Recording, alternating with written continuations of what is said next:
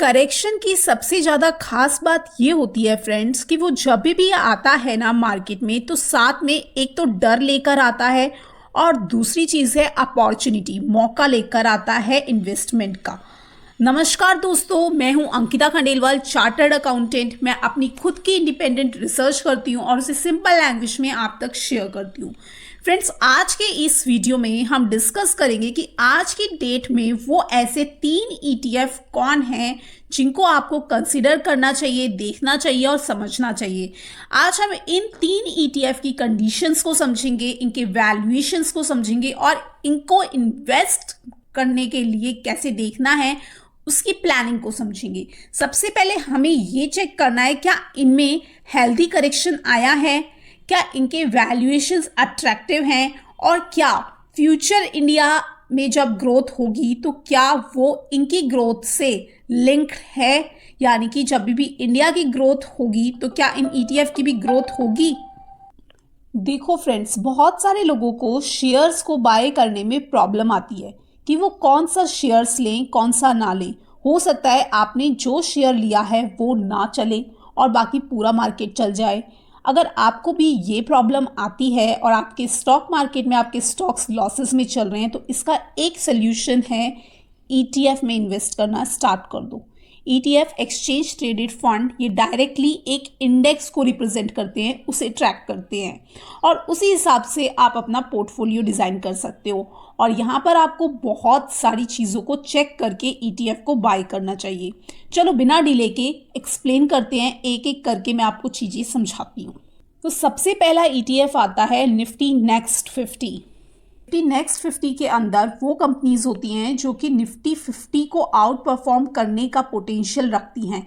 यानी कि देखो, निफ्टी के अंदर होती हैं 50 कंपनीज, ठीक है, और इनके बाद की जो कंपनीज होती हैं नेक्स्ट 50 कंपनीज, वो आती हैं निफ्टी नेक्स्ट 50 के अंदर। तो निफ्टी नेक्स्ट 50 की कंपनीज इन निफ्टी 50 की जगह लेने के लिए रेडी रहती हैं। जब भी कोई भी कंपनी निफ्टी 50 से एग्जिट होती है ड्यू टू बैड परफॉर्मेंस तो निफ्टी नेक्स्ट 50 की कंपनी उसे रिप्लेस करने के लिए रेडी होती है। तो पहले एक बार चार्ट को देख लेते हैं। पिछले एक साल के अंदर फ्रेंड्स इसमें करेक्शन हुआ है, वो हुआ है अराउंड 23% का। और अगर टॉप से देखें तो इसमें अब तक अभी अराउंड 25% का करेक्शन हो चुका है। कोविड में इसमें जो क्रैश आया था वो आया था लगभग 40% का, मतलब अभी भी हेल्दी करेक्शन 25% का तो दिख रहा है। अगर फ्रेंड्स वैल्यूएशन देखते हैं in terms of PE ratio तो देखो आज के दिन इसका जो PE है वो अराउंड 17.5 है, इसके आसपास दिख रहा है। और इसका जो एवरेज ड्रॉडाउन PE है, एवरेज PE वो चल रहा है 23, 5 साल का एवरेज PE, यानी कि अभी भी ये सस्ता मिल रहा है। यानी कि 23 की चीज़ अभी आपको 17.5 में मिल रही है। तो यहाँ पर आप देख सकते हो लगभग आपको 20 से 25% का डिस्काउंट यहाँ पर भी मिल रहा है। तो फ्रेंड्स, जब ये 17.5 से दोबारा जाकर 23 पर भी आएगा तो भी आपके रिटर्न्स 30 प्लस हो जाने हैं।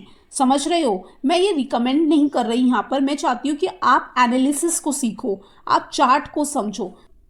अब यहाँ पर एक बार 50 DMA और 200 DMA की स्ट्रैटेजी देखते हैं। देखो, ये जो ब्लू लाइन है ये है प्राइस की लाइन, देन ये येलो लाइन है 50 DMA एंड ये जो ग्रे लाइन है ये दिख रही है आपको, ये है 200 DMA। जब भी आप देखोगे ये इंटरसेक्शन होता है ना लाइन का, यानी कि जब भी प्राइस 50 DMA और 200 DMA इन दोनों के बीच में आता है तो हिस्टोरिकली वहीं से ये एक मूव आता है। देखो यहाँ से मूव कर गया है ना, फिर यहाँ पर ये इंटरसेक्शन हुआ तो यहाँ से मूव कर गया और अभी भी यहाँ पर ये इंटरसेक्शन हुआ है, ठीक है। तो हो सकता है कि यहाँ से भी वही मूव आपको अपवर्ड जाता दिखे।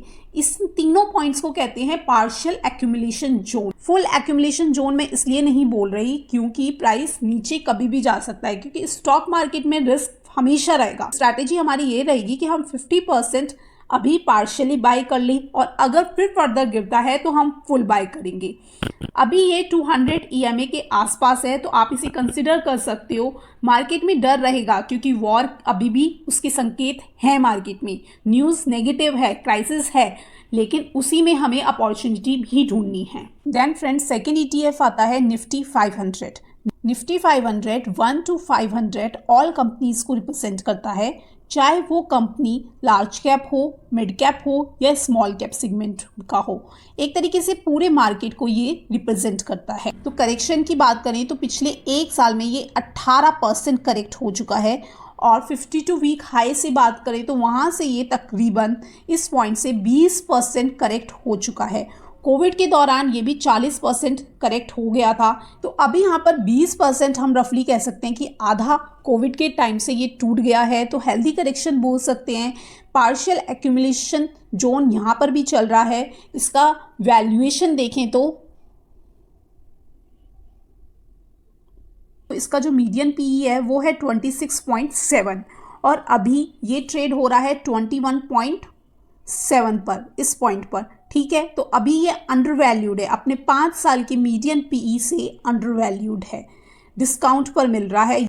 फ्रेंड्स, अगर ये यहाँ से 20% और करेक्ट होता है तो इसका पीई 18 तक चला जाएगा। हमारी स्ट्रैटेजी ये रहेगी कि 50% तो आप अभी डाल लीजिए जब इसका पीई 21.7 है, अभी इसमें एंट्री ले लीजिए और वेट करिए, अपने 50% पैसे को होल्ड करके रखिए और उसे तब लेना जब इसका पीई 18 पर आ जाए, यानी कि 20% और करेक्ट हो जाए, तब हम अपना फुल यहाँ पे इन्वेस्टेड हो जाएंगे।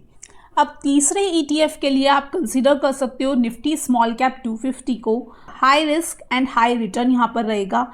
करेक्शन की बात करें तो पिछले 1.5 साल में ये अराउंड 21% करेक्ट हुआ है और अभी ये अपने 52 वीक हाई से अराउंड 28% करेक्ट हो चुका है। कोविड के दौरान इसके अंदर अराउंड 60% का क्रैश आया था, यानी कि कोविड के दौरान सबसे ज़्यादा इम्पैक्ट स्मॉल कैप सेक्टर को ही हुआ था। अभी हमने देखा दोनों ETF वो सिर्फ 40% गिरे थे, लेकिन ये 60% फॉल हुआ था। तभी मैं ये कह रही हूँ कि यहाँ पर आपको हायर रिस्क और हायर रिटर्न दोनों मिल सकते हैं। ठीक है, अगर आप रिटर्न के चक्कर में इसे ले रहे हो तो याद रखना कि यहाँ पर रिस्क फैक्टर भी बहुत ज़्यादा है, इसलिए जिनका नज़रिया 20 साल प्लस का है वो ही इस ETF को कंसिडर करें, अदरवाइज आप इसे ना लें।